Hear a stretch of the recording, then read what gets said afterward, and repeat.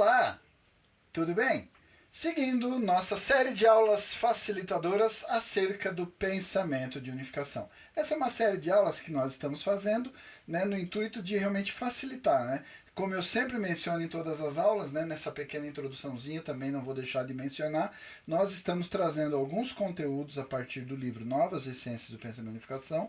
Não tenho trazido todo o conteúdo, né, sempre faço aí esse combinado de que é um trabalho em parceria, onde eu trago alguns trechos que no meu entendimento são os temas principais, os conteúdos principais, os conceitos principais, com os quais aqui a gente debatendo, discutindo, exemplificando. Eu tenho feito até alguns esquemas, gráficos, diagramas para ajudar. Então a ideia é essa, facilitar. Mas como é um trabalho em parceria, é claro que você também tem que se debruçar sobre o livro. Então, antes de mais nada, né, deixa eu já colocar aí na sua tela para apresentar o livro. Tá aí na sua tela, né, a capa do livro Novas Essências do Pensamento de Unificação. Você não tem o livro? Então tá aí na base da sua tela também o link, né, o endereço do nosso site, ali no www.unificacionista.com. Você vai no menu, na parte de literatura, entre outros livros, essa mesma capa você vai localizar. Você pode até no próprio site manusear o livro. Então ali a gente colocou uma ferramenta que permite você folhear o livro, virar o livro, aproximar, afastar, enfim. Mas eu sempre estou reiterando e não vou deixar de fazer isso novamente. Faz o download. Tenha ele aí no seu dispositivo, no seu celular, tablet, laptop, para que você possa, né, nesse trabalho de parceria, depois fazer a sua parte, né, de abrir o livro, se debruçar sobre ele, estudar o tema que a gente tem trazido aí, todo o conteúdo que está lá no livro, que eu não estou trazendo, né, por isso já mencionei aí de novo, né, a aula facilitadora, eu estou só facilitando. Vou esgotar todo o conteúdo, vou trazer todos os gráficos, os gráficos até eu tenho trazido, mas não todo o texto, né. A gente traz as ideias principais, mas depois eu peço, né, sempre peço de forma reiterada, debruce-se sobre o livro, estude, né? Vá lá e dedique um pouco do seu tempo, né? Por isso que eu falo, tem o livro, faz o download, né? Às vezes pode ter algum problema de conexão, aí você não consegue acessar o site, enfim. A gente pode estar fazendo alguma manutenção, então você tendo o livro aí em mãos, né? Na verdade, o e-book, né? Em algum dispositivo seu, você pode continuar o estudo e aprofundar essa metodologia que a gente está fazendo aí no intuito de permitir que você se torne um pouco mais facilitado no entendimento, né? Tem aí também na base da sua tela o QR Code, né, que vai levar você direto para o site, então você captura a imagem e vai abrir rapidinho aí. A gente está fazendo tudo para facilitar, para tornar cada vez mais acessível esses conteúdos, e nesse caso, o pensamento de unificação. Nós estamos aí numa série estudando, como também está aí na sua tela, né, o capítulo sobre epistemologia. E já algumas aulas estamos nos dedicando aí especificamente, né, sobre o estudo da epistemologia a partir da perspectiva do pensamento de unificação, ou como a gente poderia dizer de uma forma mais sucinta, mais resumida aí, a epistemologia da unificação. Beleza? Então já vamos avançar aí para a próxima tela para dar sequência no nosso estudo de hoje. Então, basicamente, eu vou colocar alguns textos que seriam ali grifados, né? Eu coloco com cores diferentes, destacando o texto, né? São as dicas da prova, né? Eu sempre digo, anota, traz o caderno, traz a caneta, anota aí que são as dicas da prova, né?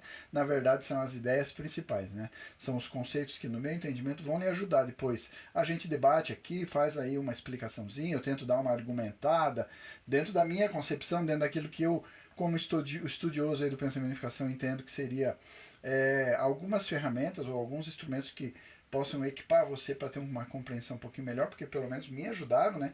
Então essas exemplificações, na verdade, eu fiz antecipadamente aí, né, para meu entendimento, e agora compartilho aí. Então por isso que eu digo que todo esse conteúdo, todo esse material, todo o empenho que a gente está fazendo nessas aulas facilitadoras é com muito carinho, com muito amor pelo conteúdo e também por você aí que também pretende, almeja ser aí um estudioso do pensamento de unificação. Beleza?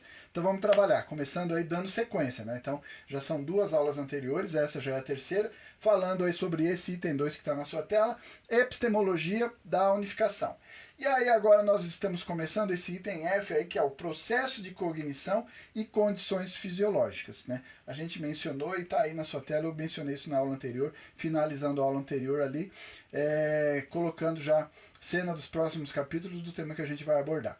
Então vamos lá, eu vou lendo, vou fazendo os comentários e ilustrando. E depois vá ao livro, tá? Não se exima dessa responsabilidade aí depois de ir ao livro e buscar mais conteúdos. Então basicamente aí começando a aula de hoje, nós vamos falar sobre a epistemologia epistemologia da unificação como uma teoria baseada no princípio divino e no pensamento de unificação.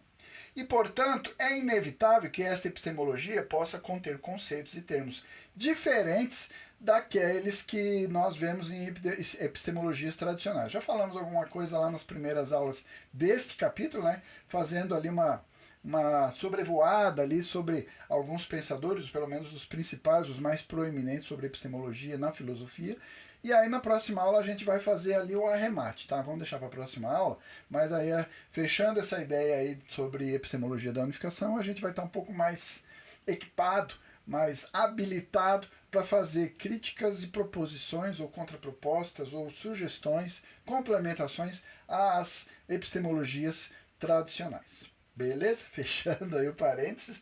Entretanto, se qualquer afirmação dessa epistemologia da unificação que nós estamos defendendo venha a ser contraditória com as teorias científicas já estabelecidas, então ela não será nada mais do que uma afirmação sem fundamento, tal como tem ocorrido com muitas epistemologias do passado, e sua validade universal não será verificada. Por isso está aí, né, o título ou o tema que a gente vai abordar hoje, o processo de cognição que nós estudamos na aula anterior, e aí fazendo esse paralelo, essa comparação com aquilo que a ciência observa no que diz respeito ao processamento fisiológico ou as condições fisiológicas na mente humana. Beleza? Avançando aí. Então, as epistemologias tradicionais, tais como a empírica, racional, transcendental e materialista, têm demonstrado serem teorias tendo muito pouco ou quase nada com o conhecimento científico aceito. Em outras palavras, tem sido provado que elas estão em discordância com as visões científicas estabelecidas. Consequentemente, elas têm pouco poder de persuasão atualmente, em vista do grande desenvolvimento que as ciências alcançaram. Esta sessão, então, esse tema, esta aula específica, nós vamos oferecer aí evidências para demonstrar que a epistemologia da unificação é, de fato, uma teoria válida e que está apoiada, alicerçada, fundamentada pelo conhecimento científico estabelecido até o momento. Beleza? Vou trazer todo o conteúdo? Não dá, né? O conteúdo é bastante denso. Se você já se debruçou sobre essa seção do capítulo, sabe que ali tem bastante termos bastante acadêmicos, né? Então eu vou trazer aqui as ideias principais. Se você realmente tiver interesse, depois se debruce sobre essa seção no livro. E é lógico, né? Busque mais informações, né? A gente cita aí alguns autores, a gente vai citar algumas teorias, né? E vamos esgotar, vamos trazer uma defesa de tese sobre... Não é esse o meu objetivo. O pensamento de unificação também não tem essa pretensão. Então depois, se você realmente quer aprofundar essa discussão, aprofundar esse estudo, né, faça suas pesquisas também, né? Essa é a parceria que nós estamos fazendo e é o nível da qualificação e do processo, ou melhor, da metodologia que é demandado para que você se torne, como um estudioso do pensamento de unificação, um acadêmico nesse conteúdo. Beleza? Então vamos lá. Seguindo aí, então vamos fazer agora aí um paralelo, né, ou paralelos entre processos psicológicos e os processos fisiológicos. O pensamento de unificação basicamente afirma aqui de forma sucinta, sem voltar e estudar todos esses conteúdos novamente, mas basicamente ele afirma que todas as coisas têm características duais, ou seja, aqueles elementos de Sun, San e Hyun, San. Ou ali, né, de uma forma aportuguesada, um caráter, uma característica mais interna, ali, diretiva, subjetiva, e uma outra característica mais externa, mais substancial, mais representando o aspecto de forma, né, que seria ali o aspecto material, corpóreo, estrutural e assim por diante. Né? Sendo que elas são criadas à semelhança das características duais da imagem original, como estudamos lá no primeiro capítulo, falando sobre Deus. O ser humano é um ser dual de mente, corpo e células. Tecidos, órgãos que compõem o corpo humano também são seres unidos de elementos mentais e elementos físicos. Falamos alguma coisa sobre isso aí na primeira dessas 3 aulas aí sobre o processo, sobre a epistemologia da unificação, quando a gente falou ali sobre protoconsciência, protoimagem e assim por diante, né? Não viu? Não lembra? Tá recente, né? Vai ali na aulinha e assiste, tá? Então, seguindo ali, elementos mentais e físicos. Além disso, todas as ações e operações humanas também são duais, o que significa que ações psicológicas e fisiológicas estão sempre em funcionamento em paralelo, em harmonia, em complementariedade, ok? Portanto, a partir da perspectiva do pensamento de unificação, também na cognição, processos psicológicos e fisiológicos estão sempre todo instante funcionando em paralelo, em dar e receber, em harmonia desses atributos, dessas características duais. Né? Isso significa então que a ação mental ocorre através da ação dar e receber entre mente e cérebro. Opa, e aí? E agora? Como é que fica aí essa discussão? É a mesma coisa? Será? Vamos seguindo aí. Então, basicamente, né, de uma forma esquemática, eu trouxe, né, importei ali do livro esse gráfico que contém lá no livro Novas Essências do Pensamento e Unificação, de forma sucinta, esquematizando aí aquilo que a gente falou nessa película aí anterior, nesse slide anterior, né? Basicamente, a ação mental é o dar e receber, a harmonia entre esses dois elementos duais, aí, o aspecto mente e o aspecto cérebro, né? A ação mental através da ação dar e receber entre mente e cérebro. Wilder Penfield, uma autoridade renomada em nível mundial no estudo do cérebro, comparou o cérebro a um computador, dizendo que o cérebro é um computador e a mente é o programador. Percebeu? Né? Não sou eu, não é o pensamento de unificação que está inovando ou trazendo essa visão aí de dualismo entre mente e cérebro, mas os grandes, aí citando, né, por exemplo, o caso do Wilder Penfield, ele fala sobre essa estrutura dual, mostrando que o cérebro seria a parte ali do hardware, né, seria a parte física do seu computador, os equipamentos que compõem ali, né, a estrutura substancial ali, né, da sua máquina, e a mente é o aspecto software, né, seria ali os programas, o programador, né, qual é o programa que está rodando ali na sua máquina. Né? Você pode ter uma máquina muito poderosa, mas programas fraquinhos. Ou não adianta também colocar um programa muito poderoso se o seu equipamento não é um equipamento apto a rodar esse programa tão denso, tão pesado, entendeu? Então, é claro, né? Não vou me estender, não sou especialista dessa área, né? Você que é especialista aí de TI ou coisas do tipo aí da informática, melhora aí o meu exemplo, tá? Eu estou aqui tentando exemplificar ou usar essa conceituação aí do Penfield para mostrar que existe essa ação mental entre o aspecto mente e o aspecto cérebro. E aí eu peguei essa citação dele aí que vem muito em encontro àquilo que o pensamento de unificação propõe, né? Então, outro renomado pesquisador do cérebro, John Eccles, também disse que a mente e o cérebro são coisas diferentes. São separadas, herméticas e não congruentes, não interrelacionadas? Não, não é isso. Né? Vai devagar aí com o Andor. Ele está dizendo que são coisas diferentes. Mente é mente e cérebro é cérebro. Ok? Precisamos entender claramente essa estrutura aí. E que é necessário, então, abordar o problema mente-cérebro como uma interação entre mente e cérebro. Interação. Qual é a interação? Qual é o interrelacionamento, a intercambiabilidade que existe entre essas duas, como é que ele fala ali? Coisas, né, diferentes, esses dois aspectos diferentes da mente humana, né? Um lado mente e um lado cérebro, né?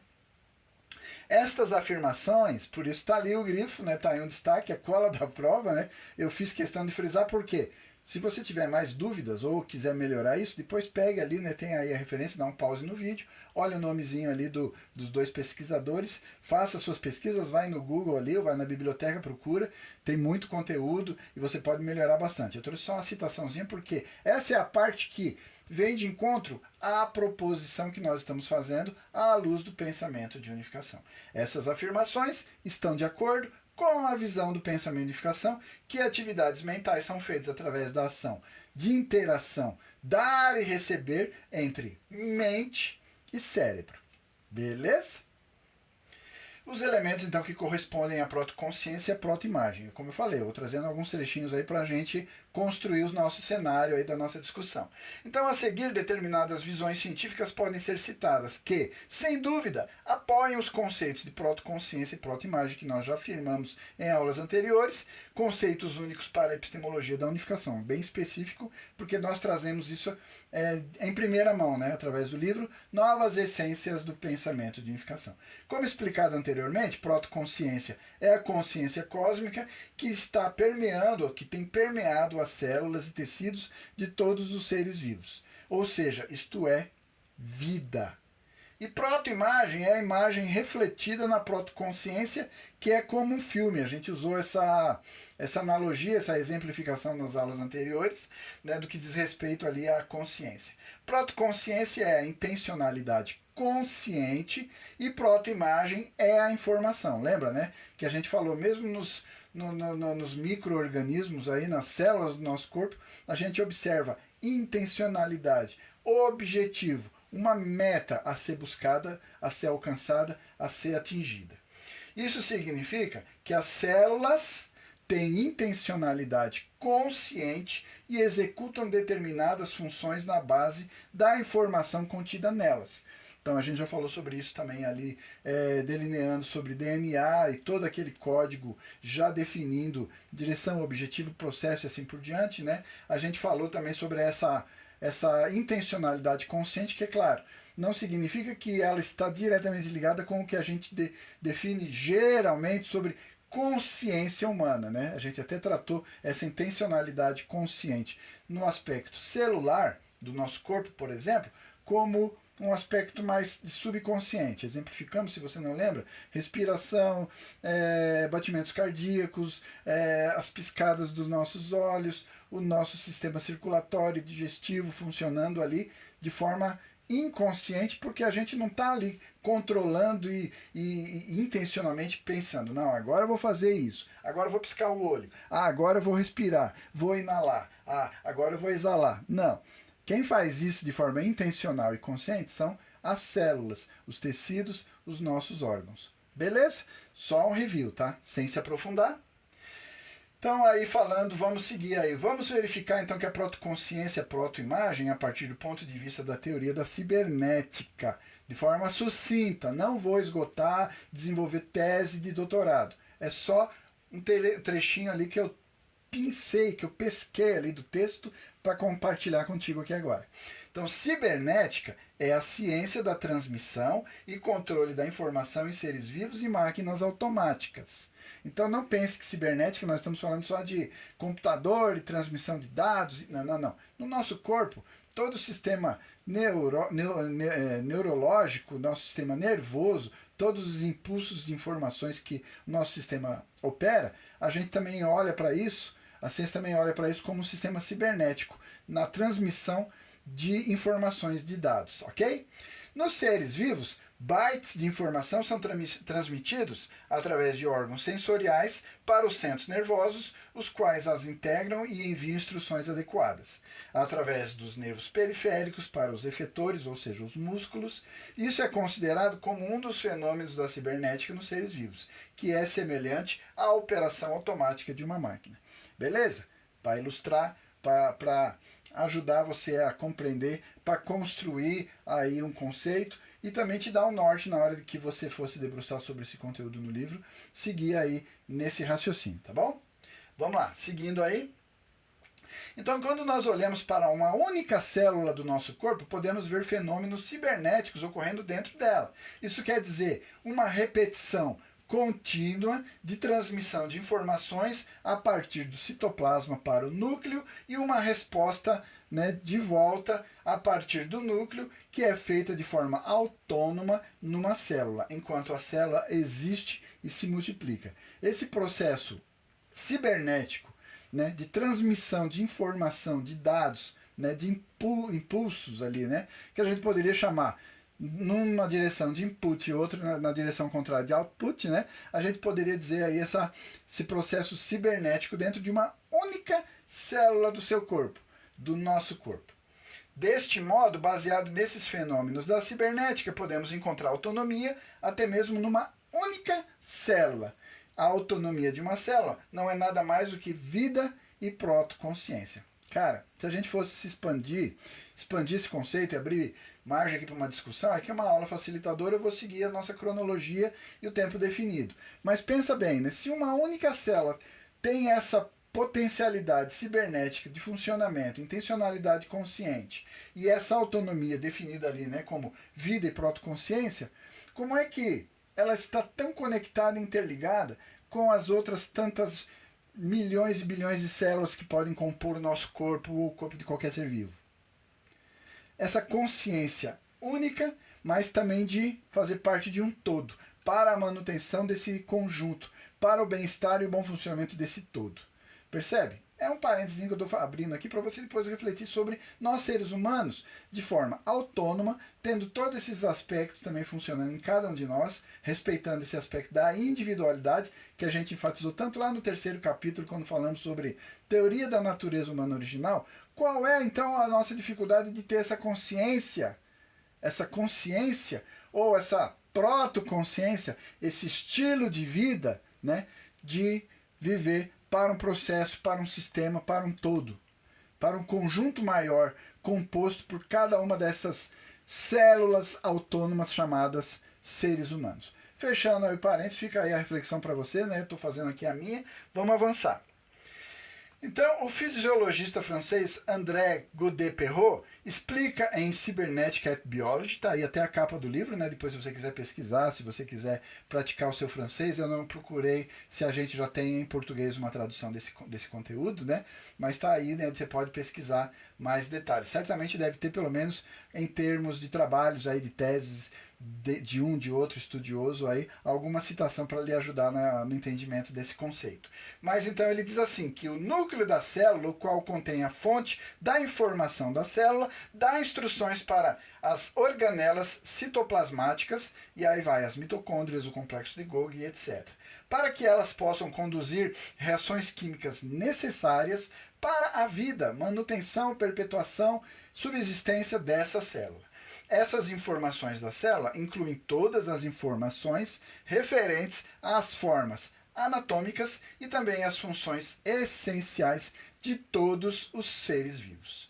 Neste ponto, as seguintes questões podem surgir. Olha que interessante. Primeiro, o código, ou aí a informação, deve ser decodificado e memorizado. Opa, mas nós estamos falando de uma célula.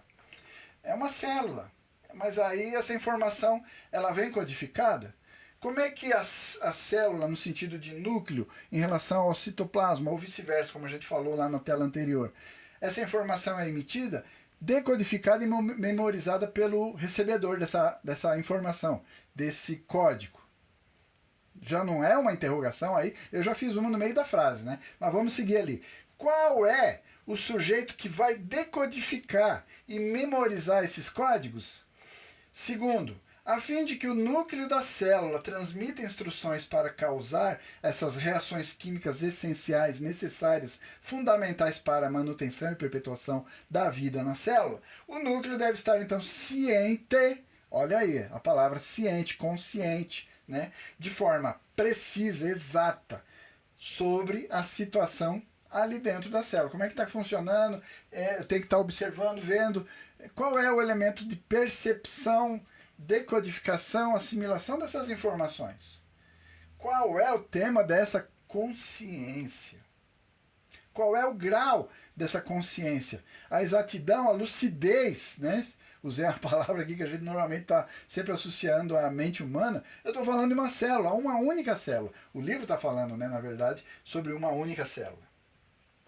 Essas questões claramente não podem ser respondidas de forma exclusiva a partir da posição da ciência, observando apenas pelo aspecto fisiológico ou fenomenológico, sendo que a ciência trata somente sobre esses aspectos fenomenológicos. Entretanto, o pensamento de unificação, com sua teoria das características duais Sun-San e Hyun-San, afirma claramente que há um elemento de intencionalidade do Sun-San, ou seja, consciência, operando dentro da célula.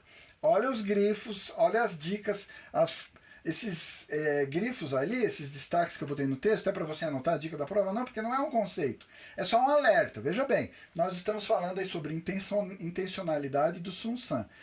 Quando a gente fala isso, você pode ser automaticamente levado a pensar, mas nós estamos falando no grau da mente humana? Ou esse aspecto consciência que eu botei logo depois do ou seja, né? Que eu grifei, botei numa cor diferente, botei um destaque no texto. Ele está falando que grau de consciência, que tipo de consciência. A consciência é como a gente está acostumado a associar quando a gente fala da mente humana, do grau de consciência humana. Mas nós estamos falando de uma célula, percebe? operando dentro da célula. A consciência dentro da célula é o que nós falamos lá na aula anterior, protoconsciência, ou seja, Sun-San interno. E a informação é a protoimagem, ou Ryun-San interno. Aí você deve estar pensando, mas espera lá, agora eu fiquei confuso, mas e esse negócio aí de intencionalidade do Sun-San, ou consciência? Gente, quantas aulas a gente vem fazendo ao longo dessa série toda, aonde a gente voltou de forma recorrente essa questão Sun-San e Ryun-San. Nós falamos isso no capítulo 1 sobre teoria da imagem original. Lembra disso? Depois, no capítulo 2, falando sobre ontologia, teoria do ser, voltamos a estudar Sun-San e Ryun-San já nos seres existentes, passando por reino mineral, vegetal e animal, mostrando aquela grade, né, aquela divisãozinha ali, a gente categorizou, né, como se fosse uma tabela taxonômica ali, mostrando esses níveis de Sun-San e Ryun-San nos seres existentes. E aí, quando a gente entrou no terceiro capítulo, teoria da imagem original, falando de novo sobre Sun-San e Ryun-San, a gente deu uma aprimorada, fizemos ali um upgrade na compreensão de Sun-San e Ryun-San, porque estamos falando na estrutura da mente humana, semelhante ali à imagem e semelhança do Deus Criador, né? O Sun-San e Ryun-San de Deus. Sun-San interno, né? Intelecto, emoção e vontade, Ryun-San interno, ideias, conceitos, leis e princípios, o dar e receber, fazendo o processo de criatividade, formulando logos, protótipos, criando novos seres. Lembra que a gente falou bastante? Olha o nível que nós estamos falando agora. Intencionalidade do Sun-San ou consciência nos seres vivos. Numa célula especificamente, né? Seres vivos não. Aqui a gente está sendo bem específico. Uma célula, ela também tem esse elemento Sun-San interno, Ryun-San interno.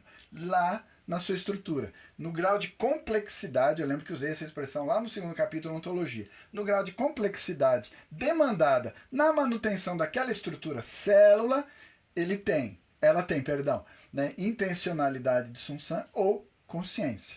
Beleza? Mas aí é lógico que você precisa lembrar que tem uma grade, né? Nós fizemos uma gradação ali sobre esse esquema ali de elementos. Sun-San passando por mineral, vegetal, animal, ser humano. Fizemos isso também com relação ao Ryun-San. Lembra da tabelinha? Né, que a gente fez ali uma linha média cortando o gráfico e fizemos depois para baixo da mesma forma. O Ryun-San do mineral, do vegetal, do animal, do ser humano. A gente sempre acrescentou ali uma camada. Lembra que a gente usou essa terminologia, essa expressão? Camadas, uma nova camada agregada para dar uma nova estrutura de complexidade a esse ser. Então percebe? Na célula, mesmo sendo um ser menos complexo, mas essa estrutura está presente, fisiologicamente funcionando dentro de cada célula. E ela sabe o seu propósito de existência. Ela conhece a finalidade pela qual ela existe. E ela vai trabalhar de forma consciente, ok? Vamos grifar, botar entre aspas ali esse elemento de intencionalidade do Sun-San da célula, chamada consciência. Entenda o grau do que eu estou falando. De acordo com a complexidade demandada para a sua existência, a perpetuação da sua existência e também a atuação num conjunto estruturado, porque ela também, além de ter a sua individualidade, ser um ser de verdade individual, também é um ser conectado. Estou usando conceitos que a gente já falou lá no segundo capítulo da ontologia.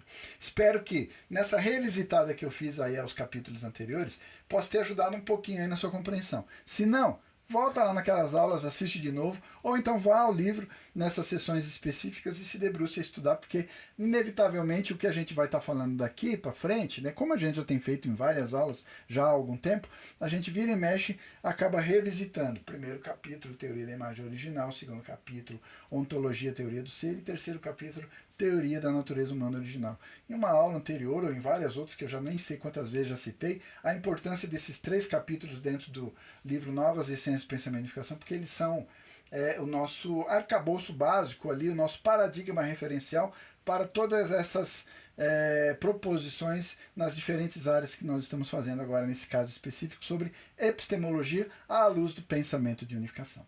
Beleza? Parênteses grandes agora eu fiz, né? Vamos fechar esse parênteses aí.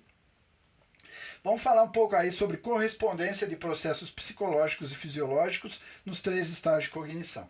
Basicamente, né, os 3 estágios de cognição são estágio sensorial, estágio de entendimento e estágio racional. Já estudamos isso nas aulas anteriores. De acordo com a fisiologia cerebral, há processos fisiológicos que vão corresponder a esses 3 estágios, né, que a gente já estudou anteriormente. Sensorial, né, a parte aí do entendimento, e o aspecto ou estágio racional, né? O córtex cerebral pode ser dividido em 3 áreas, ou seja, a área sensorial, a qual recebe os sinais a partir dos órgãos dos sentidos, os 5 sentidos físicos do ser humano, por exemplo, a área motora, a qual envia os sinais relacionados aos movimentos voluntários, e as áreas de associação, as quais estão divididas em áreas de associação frontal, parietal e temporal. Acredita-se que a área da associação frontal está relacionada com as funções de vontade, criação, pensamento e emoção. A área de associação parietal está relacionada com as funções de percepção, julgamento e entendimento. E a área da associação temporal está relacionada com o mecanismo de memória. Mas isso é a partir daquilo que a gente tem aí já definido, pesquisado, estudado pela ciência. Pode ter algumas mudanças, evolução e novas pesquisas, claro, né? A ciência está sempre debruçada e fazendo novos estudos e pesquisas para refinar e aprimorar esse entendimento, né? Primeiro, então, as informações sobre visão, audição, paladar, olfato e tato são transmitidas através dos nervos periféricos para as áreas sensoriais do sentido visual, auditivo, gustativo, olfativo e o tátil, né, respectivamente. O processo fisiológico que ocorre na área sensorial corresponde ao estágio sensorial da cognição. Percebe? Tudo aquilo que a gente falou lá, falamos, não, a gente está chutando, supondo, pressupondo. Não! O pensamento e unificação baseado no princípio, ou nos princípios, ideias e conceitos estabelecidos a partir do estudo da teoria da imagem original e também daquilo que a ciência tem nos proporcionado com informações sobre isso, a gente observa a comprovação disso. Por isso que a gente fala logo lá na primeira tela, né? A gente precisa ter alicerçado, fundamentado nas pesquisas científicas sobre o funcionamento da mente e do cérebro humano, né, os aspectos mente humana e os aspectos fisiológicos, né, biológicos aí da mente humana, ou melhor, do cérebro humano, a gente vai fundamentando e alicerçando isso que a gente está afirmando aqui. Então, voltando ali, a seguir as informações a partir das áreas sensoriais estão então reunidas nas áreas de associação parietal, onde são entendidas e julgadas. Este processo corresponde à cognição no estágio do entendimento. E aí, baseado nesse entendimento, e julgamento e pensamento, são realizados lá na área de associação frontal, onde atividades criativas são realizadas. Esse processo, então, vai corresponder ao que a gente falou lá no estudo das aulas anteriores, o estágio racional, o terceiro estágio ali, que a gente associa ao aperfeiçoamento, lá na teologia do reverendo Dr. Samyamun, ao estágio de aperfeiçoamento dos 3 estágios do período de crescimento de todos os seres criados. Desta forma, então, os 3 estágios de cognição têm processos fisiológicos correspondentes dentro do cérebro. Vou me aprofundar nisso? Não, aqui é só para mostrar. Vai se aprofundar, vamos estudar, se debruce sobre o livro. Ou então faça suas pesquisas aí, né, aprimorando esse entendimento. Então, aí só uma imagem que está contida lá no livro Novas Essências do Pensamento e Unificação, para você conseguir associar e ver ali, né, onde que tem ali os aspectos que eu mencionei na tela anterior. Né? Tem ali o aspecto de vontade, criação e pensamento, ali tem a área onde você vai ter ali a área da associação parietal, que a gente disse que seria percepção, entendimento e julgamento, e assim por diante. Né? Sem me estender, se você quiser, esse gráfico está lá no livro Novas Essências do Pensamento e Unificação, com mais algumas informações. Beleza? No corpo humano, então, há funções operando constantemente para receber vários bytes de informação, tanto do exterior como do interior do corpo, para processar esses bytes de informação e para respondê-los. O estímulo recebido pelo receptor, ou seja, os órgãos dos sentidos como os olhos, ouvidos, pele e assim por diante, né, se torna um impulso. Então ele vai transformar, codificar, ele vai transformar num byte ali, ele vai fazer uma codificação, criar um código de informação que é jogado no sistema para uma determinada área de processamento, né? Só para ilustrar. Então se torna um impulso e passa através do caminho aferente da fibra nervosa para alcançar os centros nervosos. Os nervos centrais processam essa informação e enviam uma instrução, a qual é transmitida como um impulso através do caminho eferente da fibra nervosa até o emissor que responde a ela. Então percebe o fluxo, né? Indo e vindo aí das informações pelo sistema aferente e eferente. Então aí também um gráfico que está lá no livro Novas Essências, Pensamento e Unificação, sem querer me estender, só mostrando, né, os caminhos, né? Você pega lá o estímulo recebido pelo receptor, ele vai jogar essa informação pelo caminho aferente, né, para o centro de reflexo, que vai jogar lá para o centro de processamento, e o impulso de resposta vem, né, como pelo caminho aferente no sistema nervoso, pelas vias nervosas, né, como resposta. Beleza? Sem me estender. Tem mais detalhes? Tem. Tem mais informações do livro? Tem. Eu trouxe tudo? Claro que não, né? Esse é o nosso compromisso de parceria. Depois vai lá e estude. E aí, né, mais um esquema também que mostra ali o mecanismo de transmissão da informação entre os neurônios. Né? Então, aí já colocando basicamente esses dois gráficos que a gente mostrou. Primeiro lá, mostrando a estrutura do cérebro, mostrando as áreas específicas de cada área, né? As áreas específicas de cada função, perdão. E aí agora mostrando esses caminhos, né, mostrando o impulso chegando e o impulso retornando, né, indo pelo caminho aferente e voltando pelo caminho eferente. Beleza? Aspectos correspondentes na formação de protótipos. Então agora eu já pulei para um outro tema aqui para a gente não se estender. Assim como para a transmissão das imagens de relação, ou seja, as imagens de forma, o fato que o processamento da informação se torna cada vez mais universal, enquanto segue dos centros inferiores para os superiores, significa que, quando imagens de relação terminais específicas são passadas para os centros superiores, onde vários tipos de informação são simplificados, classificados, categorizados, essas imagens de relação gradualmente vão se tornando universalizadas e generalizadas. Passam a se tornar ali agora as pastinhas que eu vou arquivando, né, como informações lá no meu Hyun-San interno, ideias, conceitos, leis e princípios. Só fazendo as associações, tá? Entre essa estrutura fisiológica e o aspecto mente que a gente está estudando. No ponto de alcançar o córtex cerebral, elas foram completamente conceitualizadas nas formas de pensamento ou categorias. Isso também é semelhante à organização administrativa. Quanto mais inferior o nível, mais individual e particular é a informação. Quanto mais elevado o nível, mais geral e universal ela se torna. Né? Então, é assim que funciona no seu corpo, né? Na nossa mente, somando aí os dois elementos, tá? Mente, né? O aspecto software, e aí o cérebro, né, o aspecto hardware, né, o aspecto equipamento, aí a máquina propriamente. Então essa estrutura funciona exatamente assim. As informações, enquanto vem subindo pelo sistema aferente, passando por áreas mais específicas, ela é muito detalhada, muito minuciosamente detalhada. Mas à medida que ela sobe, essa informação vai sendo conceitualizada e ela vai se tornar uma ideia geral. Se torna um conceito geral, ela vai sendo generalizada. É assim, por exemplo, numa grande empresa, uma empresa muito grande, onde você tem a alta administração, a média administração, a baixa administração e os funcionários de forma geral, ali, a parte operacional, vamos dizer assim, né? Pensando numa indústria, por exemplo. Né? Então, a forma como um operador da máquina aperta o botão, ou ele aperta o parafuso, ou ele, enfim, faz o serviço dele lá, né? O gerente geral da empresa, né? O CEO dessa empresa precisa saber disso detalhadamente? Não. A informação que ele tem é mais universalizada.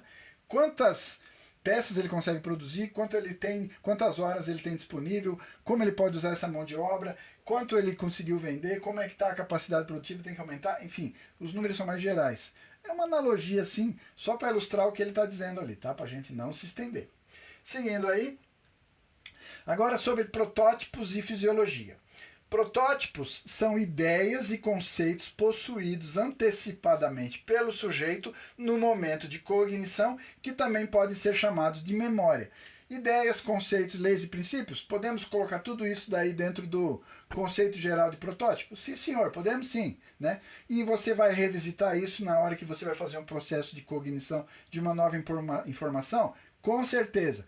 Lembra quando eu falei, numa das aulas anteriores, não me lembro agora, falando sobre o processo de aprendizado, por exemplo, de matemática, né? Quando você aprende as operações mais elementares e elas vão, depois de sedimentadas, né? Elas vão ser universalizadas, arquivadas nas pastinhas, no nosso Hyun-San interno, ideias, conceitos, leis e princípios, e que depois você, como memória, vai buscar ela, ou buscar elas, né?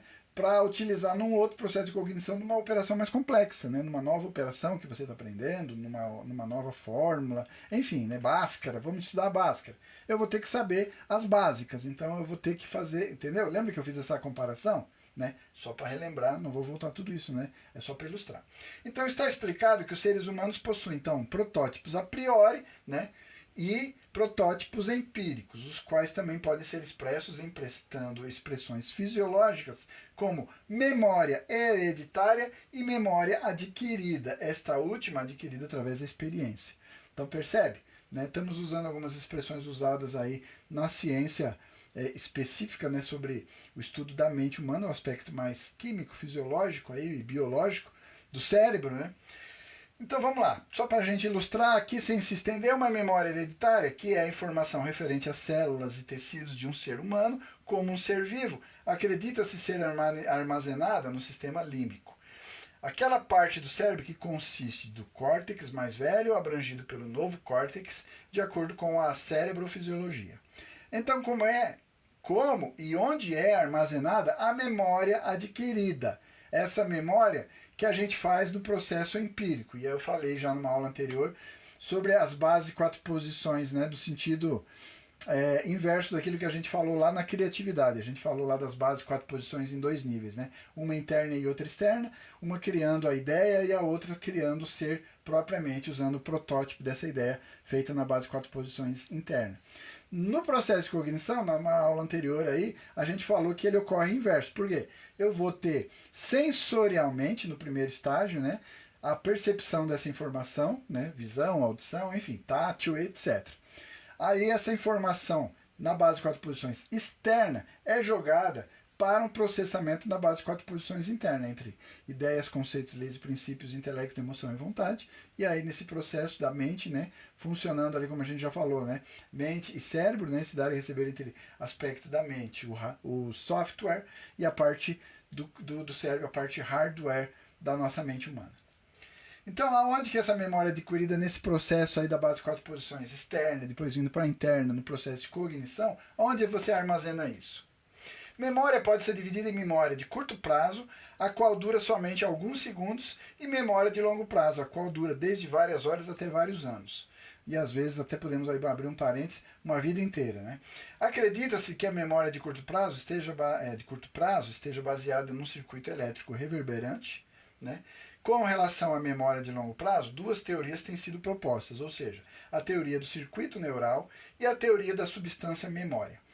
Parênteses aqui. Eu destaquei essas 2 informações para depois você se debruçar e pesquisar mais. Eu não vou aqui usar o nosso tempo explicando isso daqui, tá? Mas são teorias que já estão aí estabelecidas e que você pode consultar e pesquisar e melhorar na sua compreensão. Isso com certeza é importante e eu estou sugerindo. Por isso eu fiz o grifo aí para, né, te dar o toque. Depois vai lá e pesquisa.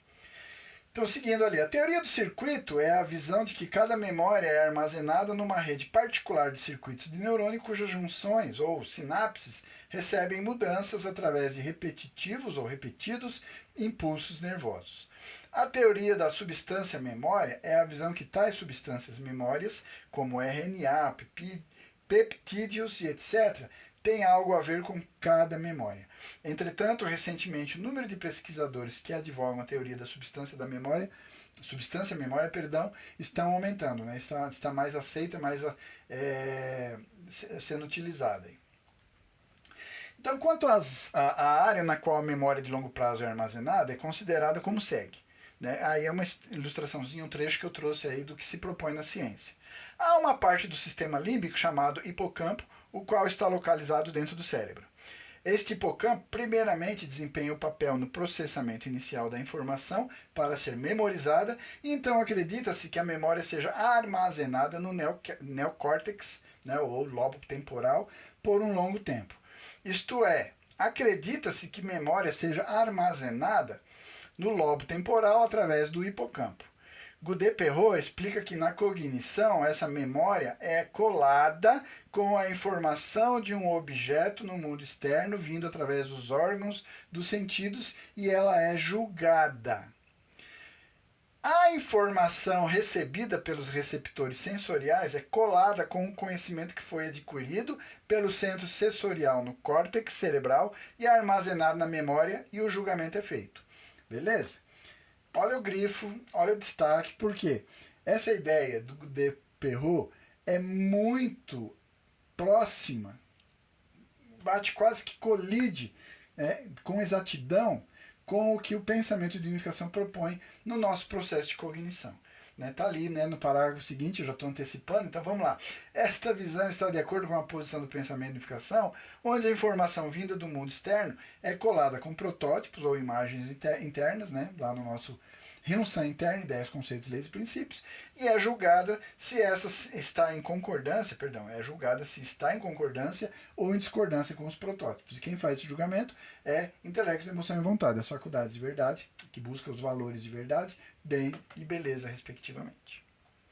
Codificação de ideias e ideação de códigos. Essa pergunta ficou lá de uma tela anterior, lembra? No processo no qual um sujeito humano cogniza um objeto, a informação vinda do objeto, ao entrar em contato com os órgãos dos sentidos, se torna um impulso, o qual é um tipo de código. Ele vai gerar um código, porque a imagem que você está vendo, na verdade, ela foi codificada pelos seus olhos, ela percorreu um caminho que não tem nada de câmera ou espelhos. Não, ela vai, os seus olhos vão captar, criar um sinal, um código, uma informação que é remetida através de um nervo que vai chegar em determinada área do seu cérebro, do seu hardware, e ali vai ter um processamento, uma decodificação para que você transforme aquele sinal, aquele código, aquela informação na imagem que você está vendo. Então agora você está me olhando e está vendo. Mas como você, no seu cérebro, está conseguindo identificar e fazer as associações que aqui é uma mão, aqui é uma mão, aqui é uma cabeça, aqui é... Entendeu? Essas informações estão sendo observadas, decodificadas, recebidas, decodificadas e julgadas com colação com as informações pré-existentes na sua mente. Para que você saiba, inclusive até o meu nome. Pelo tanto de aula que você já assistiu, você já sabe o meu nome. Percebe? Então é um exemplozinho para ilustrar, para a gente não se estender aqui, tá? Só para mostrar esse processo do código que está acontecendo. Isso acontece, estou falando com a imagem. Acontece com o som, acontece com tudo, dos nossos 5 sentidos. Mas enfim, este impulso então é ideado no centro sensorial do córtex cerebral e é refletido no espelho da consciência como uma imagem, uma ideia. Esta é a ideação de um código. Por outro lado, no caso da prática, uma ação é tomada com base em determinada ideia. Neste caso, a ideia se torna um impulso, passa através dos nervos motores e move um executor ou um músculo. Esta é a codificação de uma ideia, sendo que o impulso é um tipo de código. Tudo isso não trouxe todo o texto, então tem mais informações, tá? Mas você pode imaginar, por exemplo, como é rápido esse processo e você nem se atenta que você faz isso a todo momento. Por exemplo, você vê alguém passando que arremessa alguma coisa na sua direção. Você vê. Essa informação vai entrar, você vai processar, você vai ter uma série de colações rápidas, instantâneas ali de que aquilo é pesado, aquilo vai bater, pode fazer um ferimento. Você faz o quê? Tem que voltar uma informação para que você, com o músculo, faça um movimento, de desviar ou de pôr a mão na frente, enfim. Percebe? Eu estou usando esse exemplozinho aqui muito pobre para ilustrar tudo isso que a gente está falando sobre o cognizar e o idear códigos. Você recebe essa informação pelos órgãos sensoriais dos sentidos, sobe um código, sobe uma informação pelo caminho aferente no seu hardware chamado cérebro, que vai na sua consciência, lá no seu Hyun-San interno, ideias, conceitos, leis e princípios, faz várias colações para entender o que está acontecendo, e aí ele ainda tem que mandar uma resposta codificada para que o músculo entenda que é para mexer o braço para cá, para cima, para baixo, ou eu abaixo, eu levanto, qual é o movimento que eu tenho que fazer para me esquivar. Imagina o tanto de né, sinapses que acontecem no seu cérebro, no seu hardware, por exemplo, jogando futebol, praticando qualquer esporte, né? Mas o futebol, por causa dessa situação de que é um esporte coletivo que tem muito contato, então você pode, né, tá fazendo um movimento de ataque ou um movimento de defesa, indo em direção a passar uma bola, tem que ver várias circunstâncias e processar várias informações. Percebe a complexidade do que a gente está tentando de forma simplificada falar aqui, né?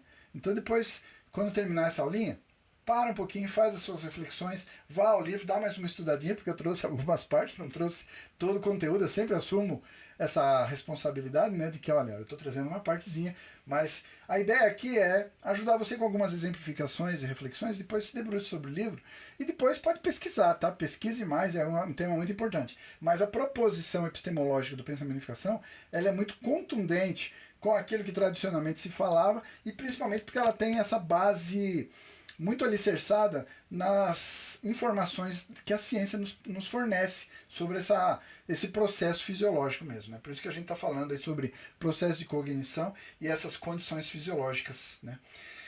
Então, essa telinha a gente já terminou.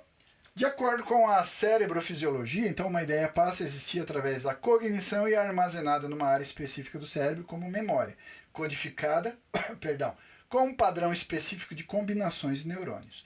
A fim de lembrar uma memória específica codificada assim, a consciência decodifica o código e entende como uma ideia. Isto é, no armazenamento e na lembrança da memória, a codificação de ideias e a ideação de códigos parecem ser realizadas. Parênteses aqui, então percebe que é difícil, para mim particularmente, acreditar que esse processo tão complexo, tão perfeito, tão ágil, tão veloz, né, no processamento das informações nesse estudo epistemológico, no processo cognitivo da mente humana, é inconcebível que isso seja resultado de um processo randômico e aleatório da evolução ao acaso. Desculpa, tá? Mas é muito importante, por isso que eu citei aqueles dois autores anteriormente falando ali sobre essa distinção entre mente e cérebro. Porque quando a gente fala de cérebro, nós estamos falando basicamente da estrutura fisiológica, o aspecto biológico, o aspecto órgão. Mas quando a gente fala de mente, eu sou obrigado a revisitar tudo aquilo que a gente estudou lá na teoria da imagem original sobre mente humana, né, o aspecto função interno, intelecto, emoção e vontade, os valores buscados. A gente falou um capítulo inteiro lá no 4º capítulo sobre axiologia, né, a teoria do valor. Então percebe que é inconcebível achar que o ser humano é resultado de um processo evolutivo ao acaso. Tão apurada e refinada é a qualidade do seu processamento mental, dessa epistemologia que o pensamento de unificação traz, né? Contrapondo inclusive essas teorias tradicionais aí que estão aí em voga, que na verdade não atendem e não dão a grandeza e o valor e a importância da natureza humana como um ser criado, à imagem e semelhança de um ser absoluto chamado Deus, que a gente estudou tão detalhadamente, talvez não tanto, mas o livro aborda, então sempre eu falo, volta, revisita o livro, vá ao capítulo e estude, Teoria da Imagem Original. Fechando aí o parênteses, seguindo ali, com relação então a esse assunto, os neurofisiologistas Gazzaniga e Ledoux declaram o seguinte, um trechinho que eu trouxe só para ilustrar, né, para não me estender, depois faz as tuas pesquisas, tá bom? Nossas experiências são realmente multifacetadas, e é nossa visão que diferentes aspectos da experiência são armazenados de forma diferente no cérebro. Podemos ser confrontados com o fato que o armazenamento, a codificação e depois a decodificação da memória seja um processo multifacetado que é representado de forma múltipla no cérebro. E aí eu venho contrapor isso dizendo que na verdade não é no cérebro. O cérebro é só o hardware, é o processador, mas o programa que roda isso está um pouquinho além de meras combinações fisiológicas e químicas de substâncias XYZ funcionando dentro do nosso hardware chamado cérebro. Mas são ingredientes, são elementos que estão dentro da mente espiritual, que estão ali definidos como intelecto, emoção e vontade, né, nas faculdades específicas da mente, impulsionados, direcionados por aquele impulso de amor verdadeiro, aquele impulso que a gente já definiu e conceituou como um impulso de buscar a alegria através de amar, né, ou seja, o viver para o benefício do todo, dos outros. Então aquela consciência do ser conectado que eu já referenciei aí numa tela anterior. Né. Fechando aí esse parênteses que eu coloquei, vamos avançar. Então, esse tipo de conversão mútua entre uma ideia e um código pode ser considerado como um tipo de fenômeno de indução surgindo entre a bobina mental tipo Sun-San, a qual carrega a ideia, e a bobina física tipo Ryun-San, ou os neurônios, ou a parte estrutural do cérebro, né, a qual carrega o código. Tal como a eletricidade se move entre a primeira bobina e a segunda bobina através da indução.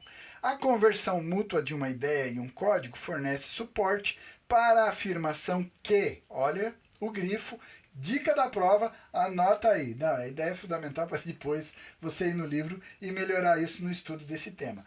Cognição é realizada através da ação dar e receber entre processos psicológicos e fisiológicos na mente humana, juntamente ou, né, em parceria ou em dar e receber com a estrutura cérebro, né? De novo, o exemplozinho ali entre parênteses, software, hardware. Fechei aí o parênteses. E aí, já encerrando essa aula, né, fazendo aquele compromisso, primeiramente de vá ao livro, né, aprimore essas ideias. Eu não trouxe todo o conteúdo, então eu peço perdão, porque o conteúdo é bastante denso, tem bastante informações, e eu achei que na tentativa de exemplificar tudo isso, talvez pudesse prejudicar sua compreensão. Então eu trouxe as ideias principais, depois vá ao livro, tá? E faça suas pesquisas, né? E aí, né, fazendo um novo compromisso para a próxima aula. Próxima aula, para a gente encerrar aí o capítulo Epistemologia, a gente vai falar sobre a seção 3, Epistemologias kantiana e marxista, vista a partir da perspectiva do pensamento e unificação. Eu vou fazer de forma sucinta, porque a gente já falou bastante sobre essas duas epistemologias lá na primeira aula, né? Falando sobre o Kant e sobre Karl Marx, né? Suas visões de epistemologia, ou dos demais personagens aí do marxismo, do comunismo, né? Falando sobre epistemologia. Mas aí a gente vai fazer agora, tendo todo esse background agora construído com essas 3 aulas aí sobre a epistemologia da unificação, a gente vai poder falar um pouquinho, ou fazer algumas críticas e apontar ali algumas proposições para essas ideias já existentes e muitas delas aceitas, né? Beleza? Então é isso. Agradeço aí a sua atenção. Peço a curtida no nosso vídeo, dá ali, né, sempre o joinha, né? Se inscreve no nosso canal se você ainda não se inscreveu. E aí nos vemos na próxima aula, tá bom? Beleza, então é isso. Muito obrigado e nos vemos lá. Até. Tchau, tchau.